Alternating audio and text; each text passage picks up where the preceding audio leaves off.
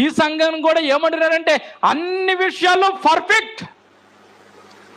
సహించే విషయంలో, క్రియల విషయంలో, కష్టం విషయంలో, కష్టపడే విషయంలో, సహనం విషయంలో, అపోస్తులు కాక అపోస్తులు అని చెప్పుకునే దొంగ బోధకులు కూడా కనిపెడుతుందంటండి ఈ సంఘము. అబద్ధాలు చెప్పే వారి సేవకులను కూడా కనిపెడుతుందంటండి. అద్భుతమైన సంఘము. కానీ ఒకటి కొదువుగా ఉంది. ఏంటి ఆ ఒకటి కొదువు అంటే మొదటి ప్రేమ, మొదటి ఆసక్తి, దేవుడి కోసం నిలబడదామనే ఆసక్తి, దేవుడి కోసమే బతుకుదామనే ఆసక్తి, దేవుడి వెనకాలే వెళదామన్న ఆసక్తి, దేవుడు ఏమైతే చెబుతున్నాడో అదే చేద్దామన్న ఆసక్తి, సంఘంలో మొట్టమొదటిగా కనపడే వ్యక్తిని నేనై ఉండాలనే ఆసక్తి కోల్పోతుందండి. ఎఫెసీకి రాసిన సంఘం,